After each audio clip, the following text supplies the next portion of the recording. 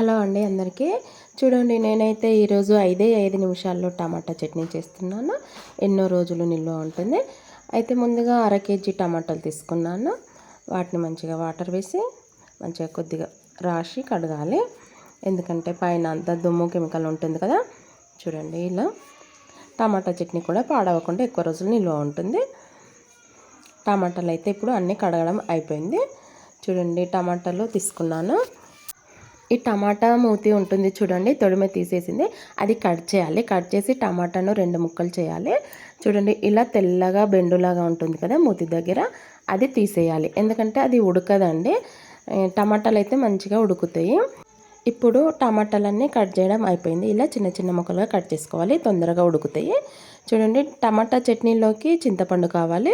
చింతపండు వేస్తేనే పుల్లగా టేస్టీగా ఉంటుంది. చింతపండుకి ఇలా నారలు దుమ్ము ఉంటుందండి. ఇదంతా నీట్గా చేసుకోవాలి. నీట్గా చేసి వాటర్ వేసి కడిగి నానబెట్టాలి. చూడండి, పిడికడి చింతపండు అయితే తీసుకున్నాను, సరిగ్గా సరిపోతుంది. ఇప్పుడు స్టవ్ ఆన్ చేసి స్టవ్ పైన కడాయి పెట్టాను.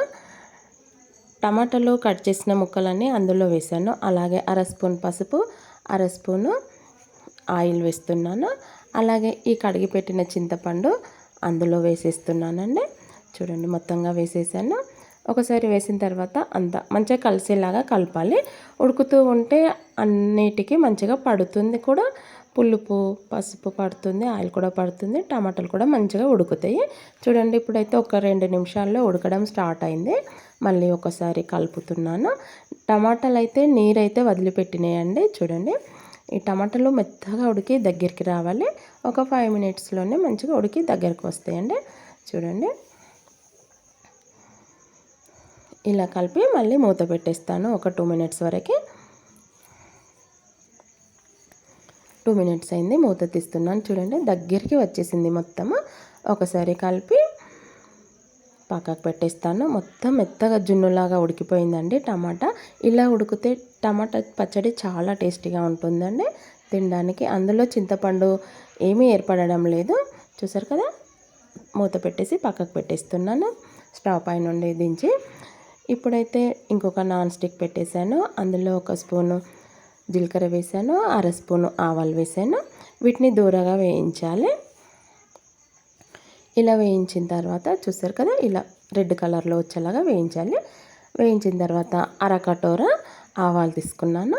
అదే వేడిపైన కొద్దిగా వేయించాలి. అవి ఎక్కువ వేయించే అవసరం లేదండి.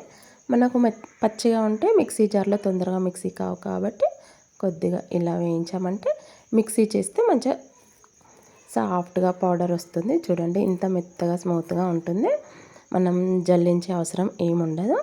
ఇలా మిక్సీ చేసి పక్కకు పెట్టేసాను. ఇప్పుడైతే ఒక ఎల్లిగడ్డ తీసుకున్నానండి. దాన్ని పొట్టు తీసి చిన్న రోట్లో వేసి కచ్చాపిచ్చా దంచి పక్కకు పెట్టేస్తాను. ఎందుకంటే ఇది మనకు ఎల్లిగడ్డ కంపల్సరీ ఉండాలండి పచ్చళ్ళలోకి, అప్పుడు టేస్ట్ ఇంకా ఎక్కువ రుచిగా ఉంటుంది.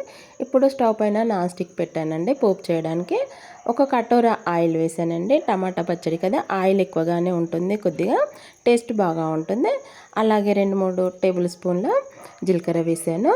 అలాగే 3 టేబుల్ స్పూన్ల ఆవాలు వేసాను. మంచిగా ఆయిల్లో అయితే ఫ్రై అవుతున్నాయండి. 5-6 ఎండుమిర్చీలు, 2 స్పూన్ల శనగపప్పు, 1 స్పూన్ ధనియాలు, ఒక 4 టేబుల్ స్పూన్ల పల్లీలు తీసుకున్నాను. అవి కూడా అన్నీ ఆయిల్లో వేసాను. కొద్దిగా మంచిగా దూరగా వేగుతున్నాయి. మంచిగా దూరగా వేగిన తర్వాతనే మనం వెల్లుల్లి రెబ్బలు దంచి పెట్టాను కదా కచ్చాపిచ్చా, అవి వేసి ఒకసారి మంచిగా కలపాలి. ఆయిల్లో కొద్దిగా ఫ్రై అయ్యేలాగా. ఎక్కువసేపు ఉంచకూడదండి, మాడిపోతే స్టవ్ ఆఫ్ చేసుకోవాలి. ఇప్పుడైతే కరివేపాకు 2 రెబ్బలు వేసాను. వేసి స్టవ్ ఆఫ్ చేసేయండి. చూడండి, అలాగే పసుపు వేస్తున్నాను 1/2 స్పూను. అది కూడా వేసి ఒకసారి ఆయిల్లో ఫ్రై అయ్యేలాగా కలపాలి. చల్లారేంత వరకు పక్కకు పెట్టేస్తున్నాను.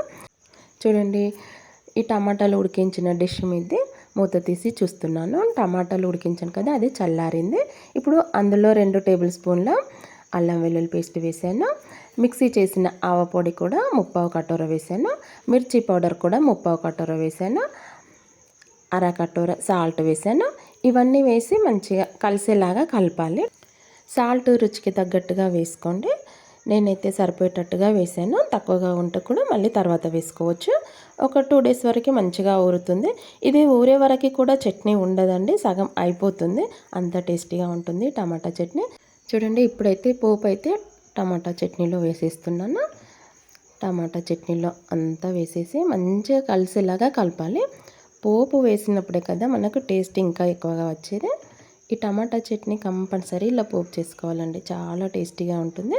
ఇడ్లీ, దోశ, వేడి వేడి అన్నం, చపాతీ, రొట్టె దేనికైనా చాలా సూపర్గా ఉంటుందండి.